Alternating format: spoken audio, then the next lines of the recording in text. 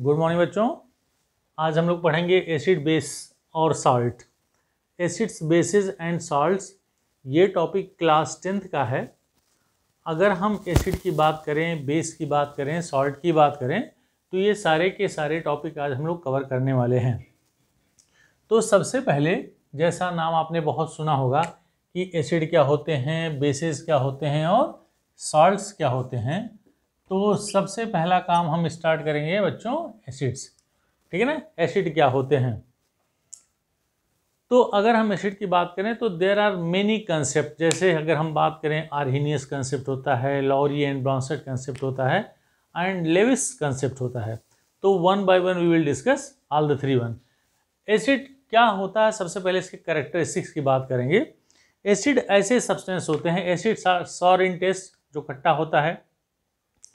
Acid को अगर हम लिटमस पेपर से उसका टेस्ट कराएं, लिटमस सॉल्यूशन में अगर हम एसिड को डाल दें तो क्या हो जाता है, blue is going to be change in red one.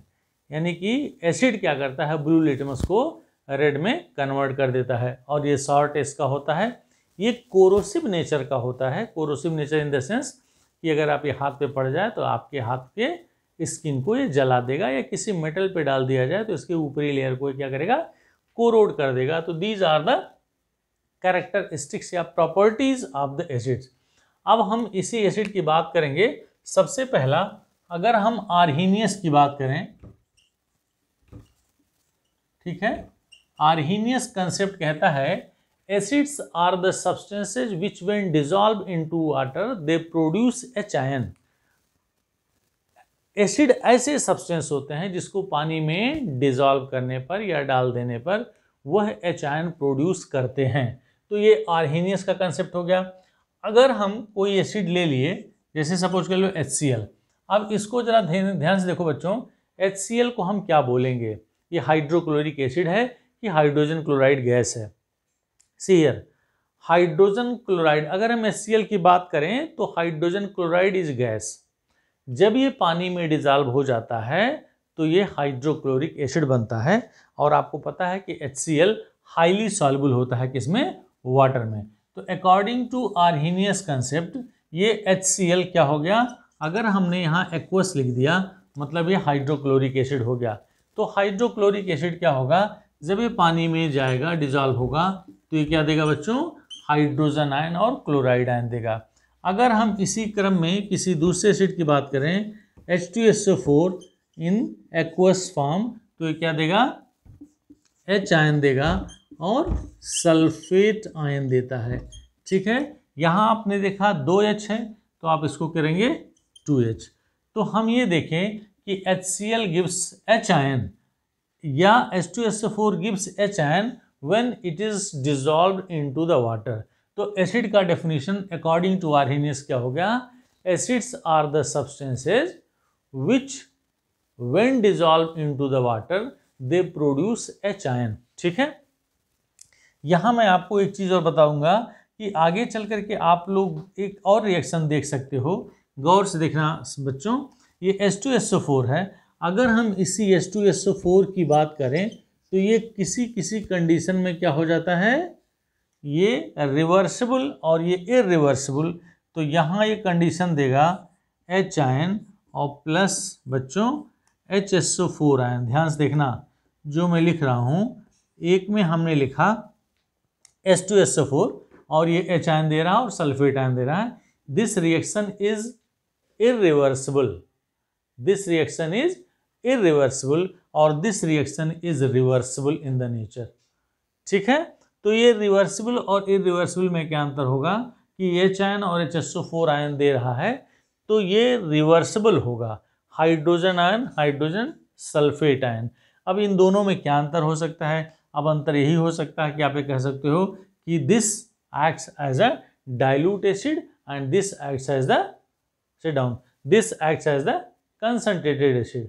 Okay, तो ये हो गया, हम आर्हेनियस के हिसाब से आपको डेफिनेशन बता दिए कि according to Arrhenius acids are the substances which when dissolve into the water they produce H ion. हो गया। अब हम बात करेंगे एग्जाम्पल ऑफ एसिड्स की। इस एसिड में बहुत सारे ऐसे एसिड्स होते हैं जो वीक नेचर के होते हैं और जो स्ट्रॉन्ग नेचर के होते हैं। What is the difference between strong acid and weak acid? अभी हम आपको स्ट्रॉन्ग एसिड और वीक एसिड के बारे में बताएंगे। जैसे मान लीजिए हमने लिख लिया HCl लिख लिया, हमने लिख लिया HNO3, हमने लिख लिया H2SO4, है ना, हमने लिख लिया HCN, हमने लिख लिया HClO4, है ना, एक्सेट्रा। ये सारे के सारे क्या हो गए? ये सब के सब स्ट्रॉन्ग एसिड की कैटेगरी में आते हैं। और अगर हम वीक एसिड की बात करें, अभी फिर से मैं आपको बताऊंगा, वीक एसिड की बात करें बच्चों तो ये क्या होगा? CH3COOH हो सकता है, या HCOOH हो सकता है, या हम बात करें H2CO3 हो सकता है, या हम बात करें H2SO3 हो सकता है, एक्सेट्रा। ये सारे के सारे वीक एसिड की कैटेगरी में आते हैं। तो हमने यहाँ लिखा दीज आर वीक, ये सब किस कैटेगरी में आ गए? वीक में, ये सब। और ये सब क्या होगा बच्चों? स्ट्रॉन्ग। मैं यहाँ लिख दे रहा हूँ एस फॉर स्ट्रॉन्ग, ये स्ट्रॉन्ग एसिड्स हो गया। अब आपके दिमाग में आ रहा होगा कि what is strong acid and what is weak acid. Weak acid और स्ट्रॉन्ग एसिड में अंतर यही होता है कि अगर हम स्ट्रॉन्ग एसिड्स की बात करेंगे तो कह सकते हैं the acids which are going to be ionize completely. ऐसे एसिड्स जो 100% या नियर अबाउट 100% आयोनाइज हो जाते हैं, अपने आयनों में टूट जाते हैं, उसको हम स्ट्रॉन्ग एसिड कहते हैं। और वीक एसिड्स क्या होते हैं बच्चा? Weak acids are those acids which ionises partially, जो पार्शियली आयोनाइज होते हैं। आपको हमने इसका HCl और H2SO4 दिखा दिया। अगर हम CH3COOH की बात करते हैं तो क्या होगा बच्चों? CH3COOH, इसका आयोनाइजेशन क्या होगा? इट विल गिव CH3COO और प्लस CHN। ध्यान से देखना, इन दोनों रिएक्शंस को देखो और इसको देखो। ये जो मैंने H2SO4 बता दिया, ये कभी कभी ये पॉसिबल होता है। पॉसिबल इन द सेंस आप ये कह सकते हो कि जो आपके इन्वर्टर की जो बैटरी होती है बच्चों, उसमें ये रिएक्शन आपको दिखाई देगा। हम मेनली HCl और H2SO4 जो क्या है? डाइल्यूट फॉर्म में है। अगर हम इसकी बात करते हैं तो ये कौन सा रिएक्शन हो गया? इसको कहते हैं इरिवर्सिबल रिएक्शन। इसको कहते हैं रिवर्सिबल रिएक्शन। रिवर्सिबल रिएक्शन का मतलब होगा इसका 100% आयोनाइजेशन नहीं हो रहा है, some of the amount is going to be ionise in acetate and H ion. इसको क्या बोलेंगे? Acetic acid. इसको क्या बोलेंगे? Acetate ion. और इसको क्या बोलेंगे? एचाइन। तो this is the major difference between strong acids and weak acid. Strong acid मतलब क्या हो गया? कि जो 100% आयोनाइज हो जाए, कहाँ? अपने एक्वस सॉल्यूशन में। और अगर हम वीक एसिड की बात करें जो 100% आयोनाइज ना हो, मीन्स जो पार्शियली आयोनाइज होता है, उसी को हम वीक एसिड के नाम से जानते हैं। तो ये तो हो गया आर्हेनियस कंसेप्ट, जिसे हम कहते हैं कि जब इसको वाटर में डिसॉल्व किया जाता है तो ये क्या देता है? H आयन देते हैं। उसी को हम एसिड के नाम से जानते हैं। अब अगर हम इसी क्रम में दूसरा कंसेप्ट देखें बच्चों, तो सेकंड कंसेप्ट इज क्या होगा? अगर हम दूसरे कंसेप्ट की बात करें तो दूसरा कंसेप्ट है लॉरी एंड ब्रॉन्स्टेड कंसेप्ट। क्या होगा? Lowry and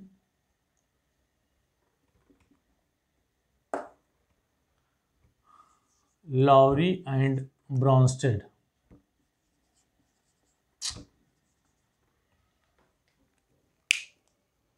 duster, Lowry and Bronsted. यहाँ लिखता हूँ, it is little bit wait.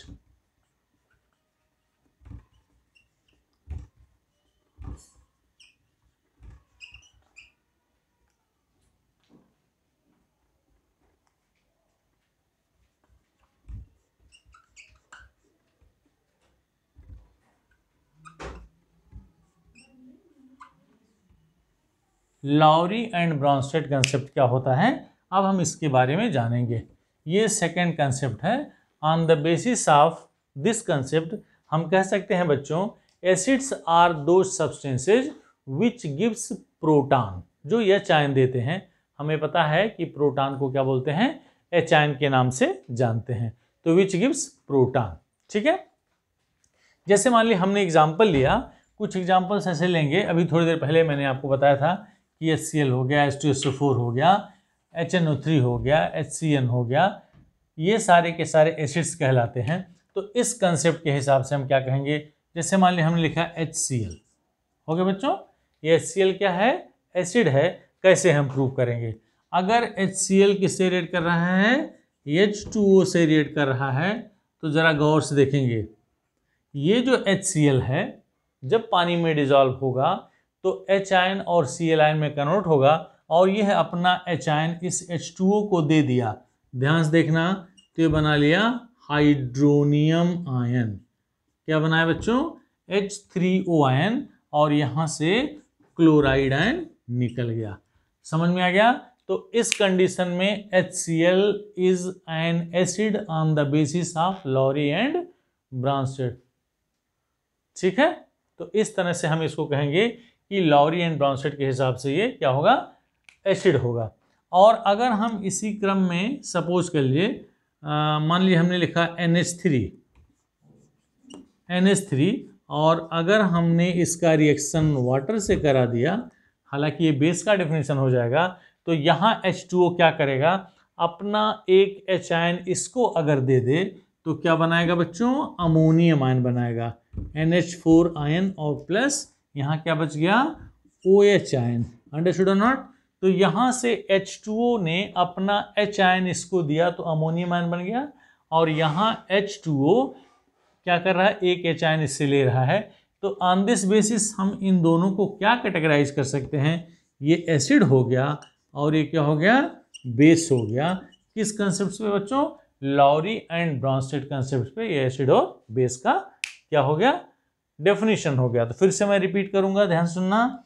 On the basis of या according to the Lowry and Bronsted, acids are those substances which donates या which gives proton, ये हो गया। और बेस वे substance होते हैं जो प्रोटॉन एक्सेप्ट करते हैं।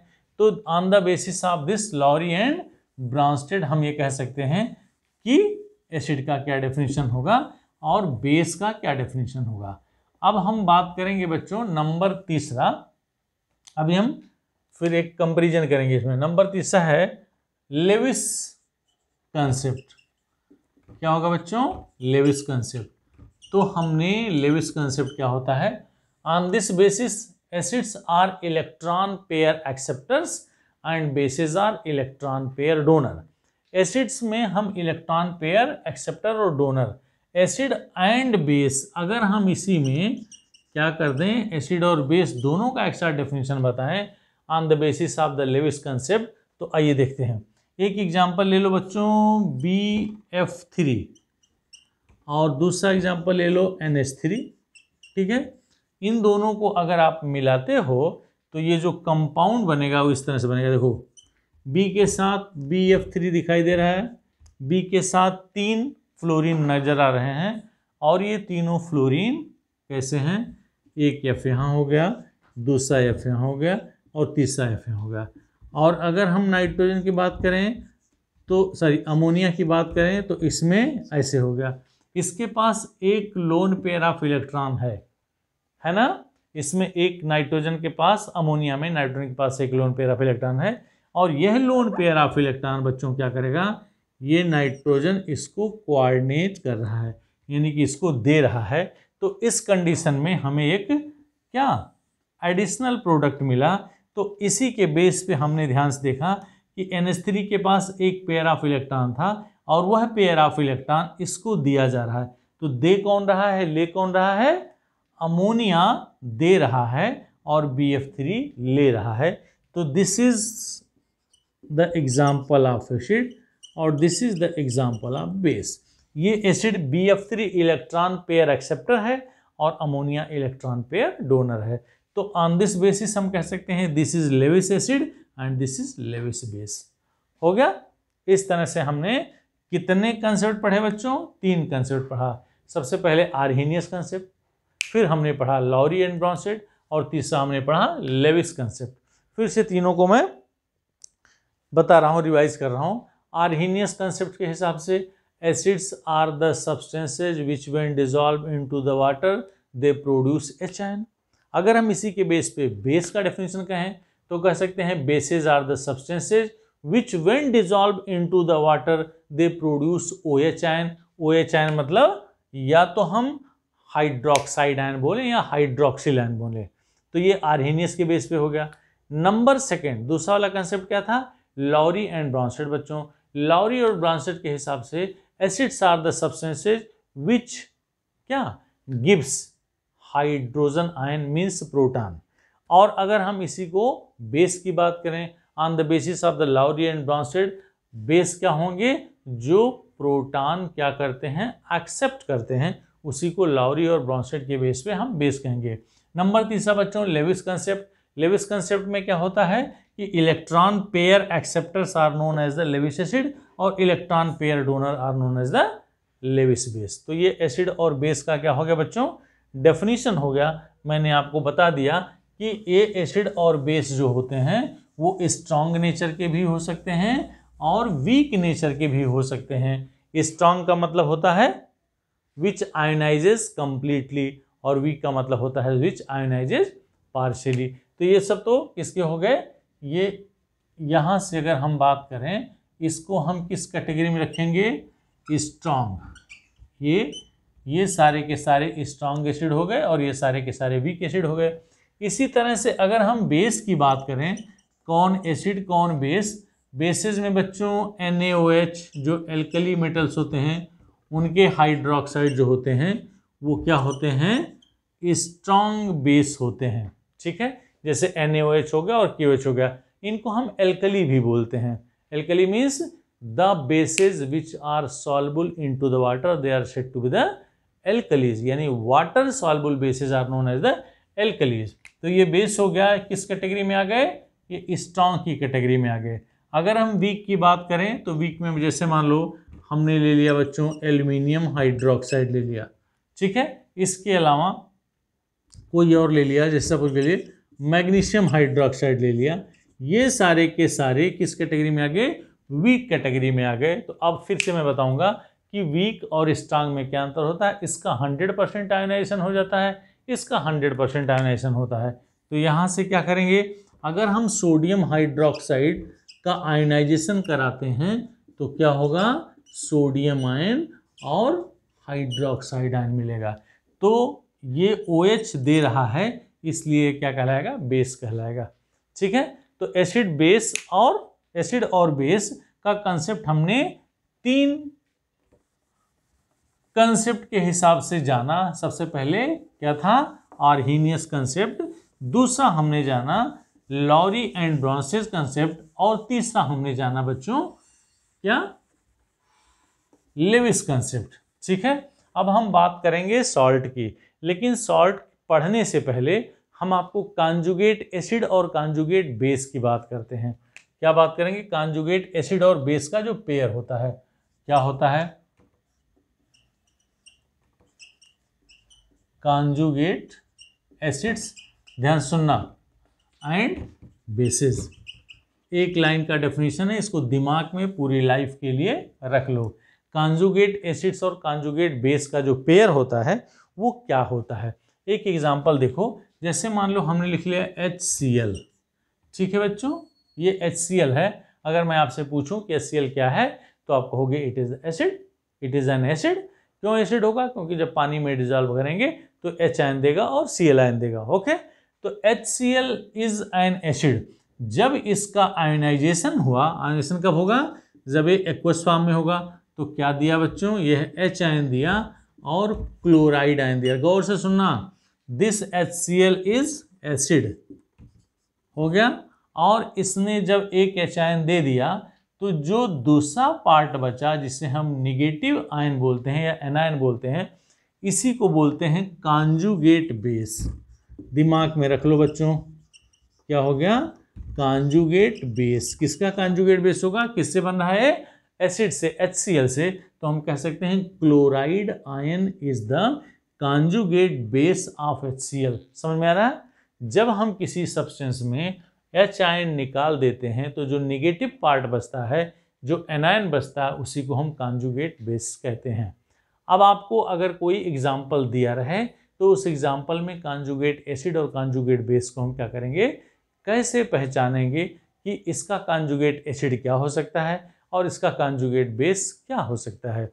जैसे मान लीजिए अब एसिड और बेस में हमने क्या कहा कि अगर ये क्या कर रहा है बच्चों, एक एच आयन दे दे रहा है तो जो निगेटिव पार्ट बचेगा that is known as the conjugate base. हो गया। जैसे मान लिया हमने कोई एग्जाम्पल ले लिया, बहुत सारे एग्जाम्पल्स हैं। सपोज के लिए हमने लिख लिया बच्चों HSO4 पर माइनस चार्ज, इसको कहेंगे हाइड्रोजन सल्फेट आयन। तो ये एच आयन क्या करेगा, एक्सेप्ट भी कर सकता है और एच आयन रिमूव भी कर सकता है। देखिए हमने इसको अगर इसमें पूछें कि कॉन्जुगेट एसिड क्या है इसका या कॉन्जुगेट बेस क्या है, इसमें बच्चों अगर एक एच आयन जोड़ते हैं तो बन जाएगा ये क्या, H2SO4 बनेगा नहीं बनेगा। HSO4 में एक एच आयन जोड़ेंगे तो H का H2 हो जाएगा और उसका प्लस चार्ज और माइनस चार्ज न्यूट्रल हो गया और SO4 जो लिखा था वैसे लिखेंगे। और इसमें से अगर हमने एक H आयन क्या कर दिया, निकाल दिया, तो एच आयन निकल जाएगा तो सल्फेट के ऊपर एक चार्ज था, एक और चार्ज लग जाएगा। ध्यान से देखना, ये दो चीजें मिल गई नहीं मिल गई। तो यहां से क्या निष्कर्ष निकला कि when we are going to add the H ion in any substance then it will form the conjugate acid. When we are going to remove one H ion from any substance then it is said to be the conjugate base. Understood? तो ये क्या हो गया, conjugate acid, और ये क्या हो गया बच्चों, conjugate base। ठीक है, अभी मैं थोड़े से और एग्जांपल लेके बताऊंगा। ये कॉन्जुगेट एसिड हो गया और कॉन्जुगेट बेस हो गया। किसका कॉन्जुगेट एसिड, किसका conjugate base. H2SO4 is the conjugate acid of HSO4 ion यानी हाइड्रोजन सल्फेट आयन, और sulphate ion is the conjugate base of HSO4 ion means hydrogen sulphate ion. हो गया। तो कुछ एग्जांपल्स मैं अभी बोर्ड पे लिखने वाला हूं और इसको हम लोग क्या करेंगे, समझेंगे कि इसका कॉन्जुगेट एसिड क्या हो सकता है और इसका कॉन्जुगेट बेस क्या हो सकता है। आइए देखते हैं बच्चों, some examples are given like एक एग्जांपल मैंने आपको बताया था, जैसे सपोज कर लिए हाइड्रोनियम आयन, या अभी हमने आपको बताया था सपोज कर लिए HCO3 आयन, इसको बोलेंगे बाई कार्बोनेट आयन। एक एग्जांपल हो गया। अगर हम बाई कार्बोनेट आयन की बात करते हैं तो इसमें से फिर से मैं आपको बताऊंगा कि ये दो तरह से, इसमें से अगर आपने H आयन ऐड किया, क्या करना है बच्चा, H आयन अगर आपने ऐड किया तो जब H आयन ऐड करेंगे तो क्या बन जाएगा, H2CO3। am I right? हो गया।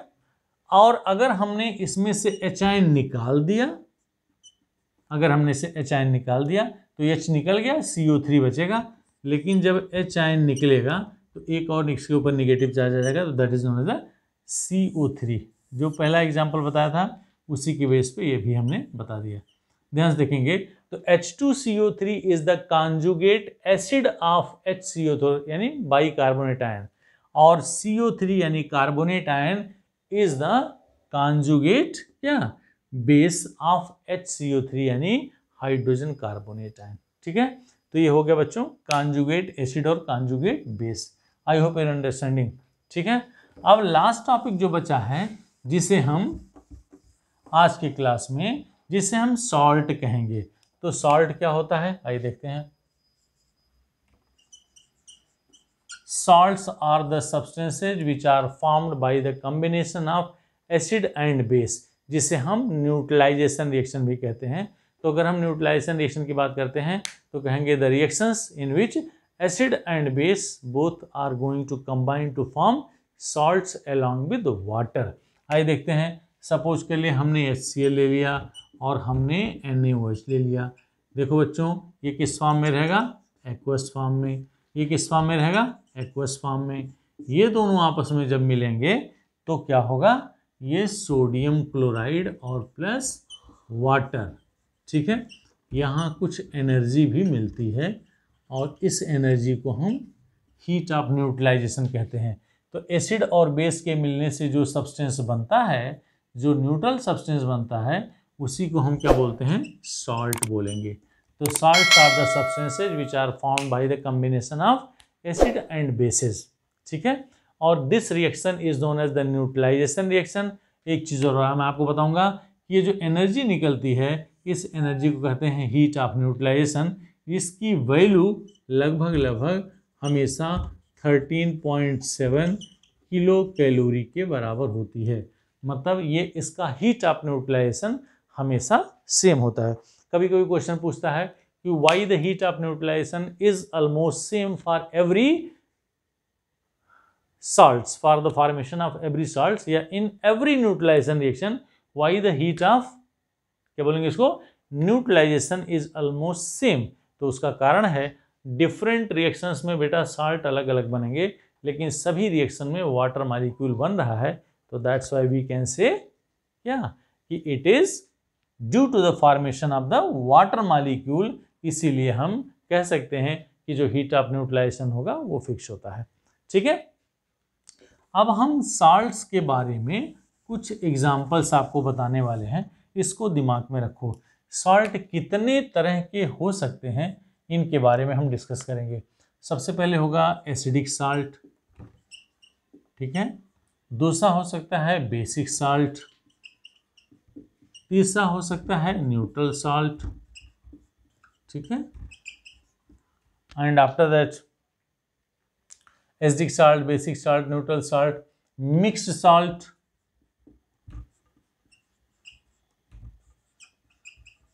ठीक है। And after that double salt,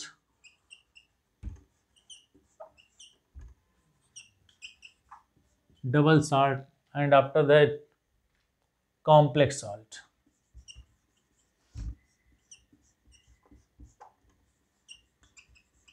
इतने तरह के साल्ट हो सकते हैं। तो we will discuss one by one. पहले एसिड, फिर बेसिक, फिर न्यूट्रल, फिर मिक्स साल्ट, फिर double salt and then complex salt. First of all we start with the acidic salt. Acidic salts are those salts which has one or more dispersible hydrogen ion या hydrogen item in it, they are said to be the acidic salt. कैसे देखेंगे, ध्यान से देखेंगे। अगर suppose कर लीजिए हमने NaOH, ये कोई बेस है, अगर हमने इसका H2SO4 के साथ क्या कराया, रिएक्शन कराया, ये क्या है बच्चों, एक्वस सॉल्यूशन। ये क्या है बच्चों, एक्वस सॉल्यूशन। तो NaOH और H2SO4 में से ये Na इसके एक H को डिस्प्लेस कर रहा है, तो क्या बनेगा, NaHSO4 और प्लस वाटर मॉलिक्यूल। और this happens at a temperature of less than 200 degree Celsius. Keep in mind NaOH plus H2SO4, इस Na ने इसके एक H को डिस्प्लेस किया, इस Na ने इसके एक H को डिस्प्लेस किया, तो बन गया NaHSO4, यहाँ से H निकला और यहाँ से OH निकला, क्या बन गया, H2O। तो ये भी एक तरह का सॉल्ट है। ये क्या है, एक सॉल्ट है। और इस सॉल्ट में आपने देखा कि हाइड्रोजन है, इस हाइड्रोजन को भी हम डिस्प्लेस कर सकते हैं अगले रिएक्शन में। तो क्या होगा, NaHSO4, if again it will react with the NaOH, तो इट विल फॉर्म, ये Na फिर इस H को डिस्प्लेस करेगा, तो now we will get Na2SO4 along with water. और इसमें देखो बच्चों, ये भी सॉल्ट है, इसमें कोई हाइड्रोजन आइटम नहीं दिखाई दे रहा है, केवल इसमें दिखाई दे रहा है। तो वी गॉट क्या है, इसका भी टेम्परेचर क्या होगा, लेस देन 200 डिग्री सेल्सियस। इन दोनों में हमने देखा कि एक में डिस्प्लेसेबल हाइड्रोजन है और दूसरे में डिस्प्लेसेबल हाइड्रोजन नहीं है। ये भी सॉल्ट है, ये भी सॉल्ट है। तो जिसमें H दिखेगा, जो डिस्प्लेसेबल हो, जिसको हम डिस्प्लेस कर सकते हैं, they are said to be the acidic salt. और ये Na2SO4 किस कैटेगरी में आ गया बच्चों, न्यूट्रल सॉल्ट में। मतलब ना तो उसमें H आयन दिखे ना तो OH आयन दिखे, तो they are said to be the neutral salt. I hope understood कि acidic salts are those salts which has one या which have one or more displaceable hydrogen item या hydrogen ion in it. उसी को हम acidic salt के नाम से जानते हैं। ये आप रिएक्शन देख सकते हैं, लिख सकते हैं। Now after that we will know about basic salt. Basic salt क्या होता है, आओ देखते हैं। Basic salts are those salts which contains one or more hydroxyl ion. क्या होगा? one or more hydroxyl ion. Suppose कर लीजिए हमारे पास एक बेस है PbOH whole twice lead hydroxide. अगर हमने इसका किसके साथ रिएक्शन करा दिया? HCl के साथ रिएक्शन करा दिया तो क्या होगा? एक्वस। ये क्या होगा? एक्वस। तो ये जो कंपाउंड बनेगा, यहाँ से ध्यान से देखेंगे कि इस OH को एक Cl यहाँ से डिस्प्लेस करेगा, तो इसका नाम हो गया PbOH। यहाँ PbOH होल ट्वाइस था, एक OH को ये Cl ने डिस्प्लेस कर दिया तो बन गया PbOHCl। यहाँ से OH डिस्प्लेस हुआ और यहाँ से H, तो दोनों मिला के क्या बन गया? H2O। अंडरस्टूड?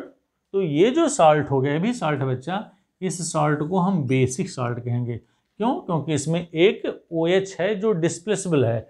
आओ देखते हैं कैसे डिस्प्लेसेबल है। PbOH और Cl, अभी मैं इसका नाम बता रहा हूँ। इसका फिर रिएक्शन हमने किससे करा दिया? HCl से। तो ये क्या करेगा? यह Cl इस OH को फिर से यहाँ से डिस्प्लेस करेगा तो बनेगा PbCl2 और प्लस वाटर। देखो दो तरह के सॉल्ट हमको मिले, पहला हो गया PbOHCl और दूसरा हो गया PbCl2। तो इसमें एक डिस्प्लेसेबल OH है, तो इसलिए यह किस कैटेगरी में आ गया बच्चों? Basic salt. और इसमें कोई H आयन या OH आयन जो डिस्प्लेसेबल हो, कोई डिस्प्लेसेबल हाइड्रोजन एटम या हाइड्रोजन आयन या OH आयन नहीं है, तो therefore it comes in the category of the neutral salt. Understood? तो एसिडिक सॉल्ट जिसमें एक या एक से अधिक डिस्प्लेसेबल हाइड्रोजन हो, बेसिक सॉल्ट जिसमें एक या एक से अधिक हाइड्रोक्सिल डिस्प्लेसेबल हाइड्रोक्साइल आयन या हाइड्रोक्साइड आयन हो, उसको बेसिक कहेंगे। और न्यूट्रल में ये देखो, ना तो उसमें डिस्प्लेसेबल H आयन हो, ना तो डिस्प्लेसेबल OH आयन हो, उसको हम न्यूट्रल कहते हैं। तो here I have completed acidic salt, basic salt and neutral salt. 2-3 more left. चलो अब उसके बारे में भी देखते हैं। Number next we will see mix salt. गौर से देखना, अब हम मिक्स सॉल्ट की बात करेंगे। मिक्स सॉल्ट का मतलब होता है कि जब कोई सॉल्ट बनता है तो उसमें एक क्या होता है? कैटायन और एनायन। कैटायन और एनायन मिल करके वो मिक्स सॉल्ट बनाते हैं। तो मिक्स सॉल्ट का मतलब होता है, जैसे मैंने हम एक एग्जांपल ले लिया NaKCO3, और दूसरा एग्जांपल हो सकता है ब्लीचिंग पाउडर CaOCl2। गौर से देखेंगे why they are said to be the mix salt. इसमें से अगर हम इसको आयनों के फॉर्म में लिखें तो सोडियम आयन, पोटेशियम आयन और कार्बोनेट आयन, दो निगेटिव चार्ज और दो पॉजिटिव चार्ज। अगर हम इसका स्ट्रक्चर देखें बच्चों तो ये बनेगा CaOCl और वंस अगेन Cl। तो ये कैल्शियम के ऊपर कितना चार्ज लग गया? +2। OCl के ऊपर एक चार्ज और Cl के ऊपर एक चार्ज। अंडरस्टूड? यहाँ देखिए दो डिफरेंट कैटायंस थे। कौन कौन थे? सोडियम आयन और पोटेशियम आयन। यहाँ दो डिफरेंट एनायंस थे, OCl आयन और Cl आयन। तो the salts which are formed by two different types of the cations या two different types of the anions are said to be the mixed salt. Understood? Now, अब इसके बाद बात करेंगे हम double salt की। आओ देखते हैं डबल सॉल्ट। डबल सॉल्ट क्या होता है?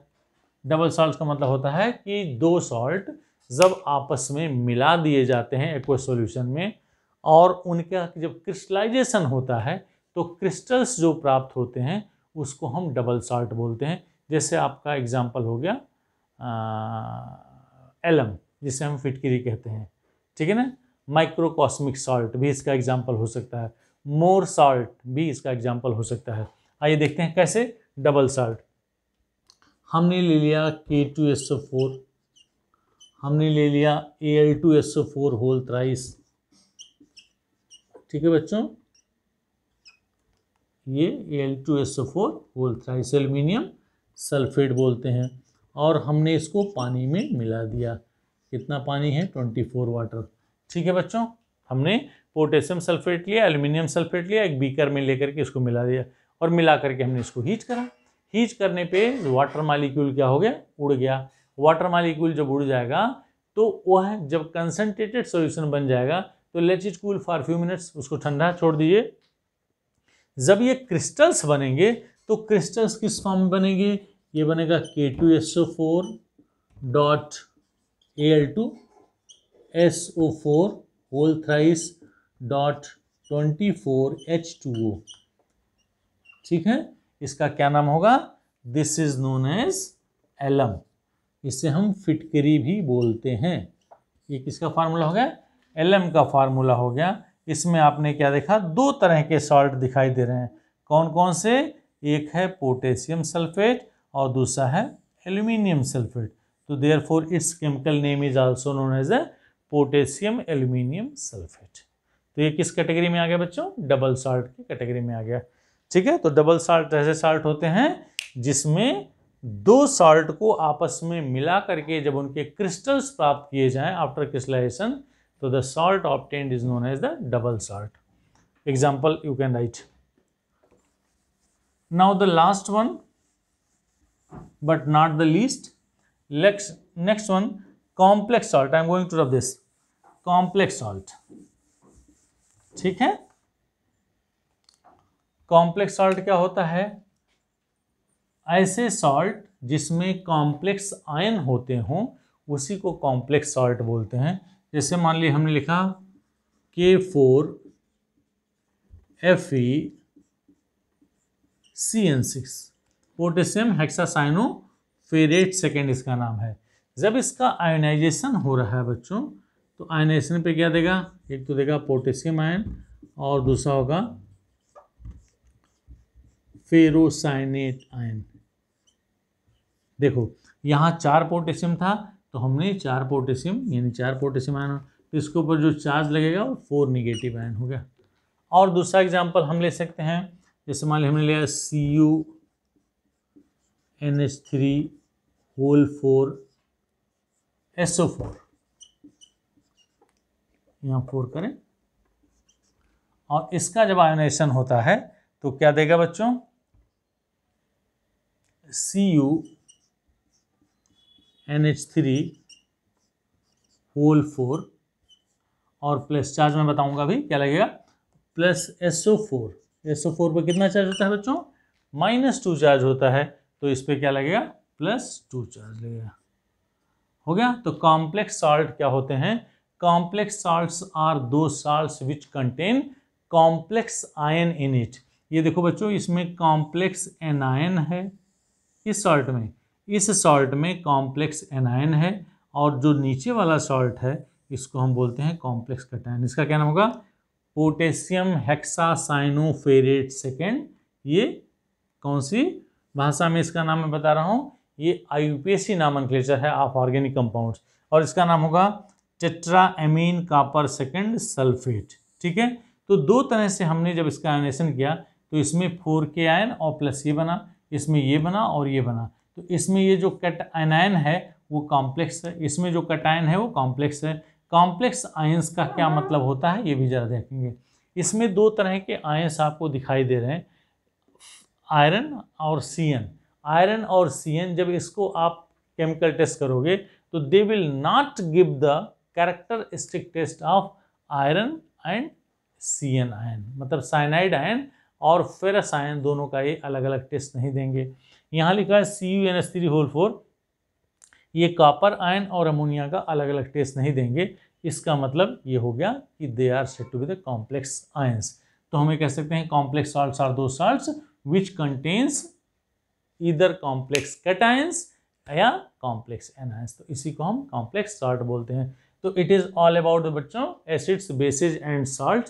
अगली क्लास में हम इसके आगे का टॉपिक पढ़ेंगे जो क्लास 10th का टॉपिक है, that is known as the pH value and pH scale. तो thank you so much for watching. अगर आप चैनल पे नए हैं तो चैनल को सब्सक्राइब करना ना भूलें, Shailendra sir chemistry. Okay, thank you so much for watching.